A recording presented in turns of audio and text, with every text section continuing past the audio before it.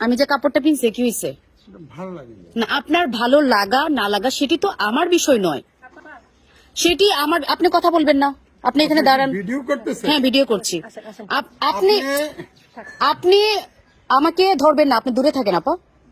উনি বলেছে আমার লেবাসটা ভালো না। উনি লেবাসের কি দেখলেন? লেবাসটা আগে ঘুরে দেখেন। আমার লেবাসটা সারা দুনিয়ার মানুষের জানে।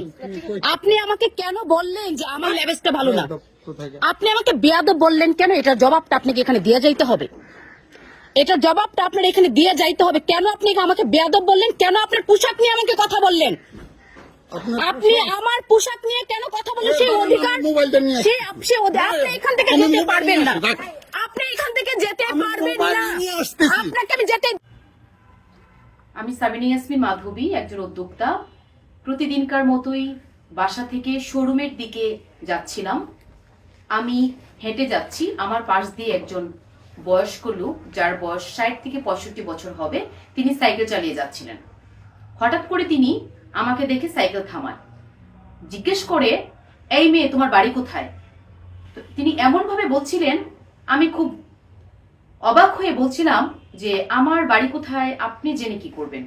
তিনি বললেন, তোমার লেবাস ভালো না, তোমার পোশাক ভালো না। আমি বললাম, আমার পোশাক আপনাকে কি করেছে? আপনি আপনার রাস্তা দিয়ে যাচ্ছেন, আমি রাস্তা দিয়ে যাচ্ছি, এখানে আপনি কেন আমার পোশাক নিয়ে কথা বলবেন? তখন তিনি এক পর্যায়ে আমাকে বলে, বেয়াদব মেয়ে। পরবর্তীতে যখন তিনি আমাকে বেয়াদব মেয়ে বলে চলে যাচ্ছিল, আমি তখন ওনাকে চলে যেতে দিচ্ছিলাম না।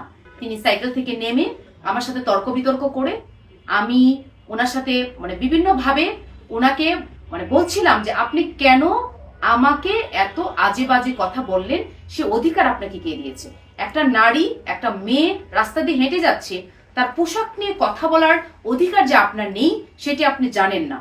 তখন তিনি আমাকে আরো অনেক নোংরা নোংরা কথা বলা শুরু করলেন। আশেপাশে মানুষজন জড়ো হয়ে গেল। এরই মধ্যে কয়েকজন নারীও যাচ্ছিল রাস্তা দিয়ে, তারা আমাকে বলছিল, বাদ দেন বাদ দেন, এটা নিয়ে কথা বলতে হবে না। আমি কিন্তু তাদেরকে বলেছি যে না, আমাকে কথা বলতে দেন। আমি তখন প্রতিবাদ করেছি। এক পর্যায়ে ওই লোক ক্ষমা চায় এবং তার পরিবারের লোকজনও চলে আসে, তারাও আমার কাছে ক্ষমা চায়। তার পরবর্তীতে আমি ক্ষমা করে দেই, বা আমি যেহেতু সে ভুল বুঝতে পেরেছে বা যেহেতু সে নত স্বীকার করেছে, তখন আমি আসলে সেখান থেকে চলে আসি। তো আমি বলবো যে আমাদের সমাজ ব্যবস্থা এমন একটা জায়গায় দাঁড়িয়েছে যে নারীরা স্বাভাবিকভাবে জীবনযাপন চলাফেরা করতে পারে না।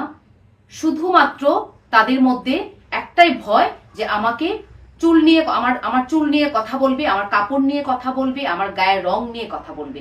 কিন্তু আমরা একজন মানুষ হিসেবে আরেকজন মানুষের এই বিষয়গুলো নিয়ে যে কথা বলতে পারি না, কথা বলা উচিত না, সেটি আসলে সেই শিক্ষাটা আমরা পাচ্ছি না।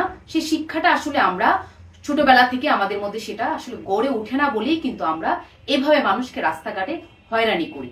তো আমি বলবো, যাদের সাথে এই ধরনের ঘটনা ঘটবে, সবাই সবার নিজ নিজ জায়গা থেকে প্রতিবাদ করবেন।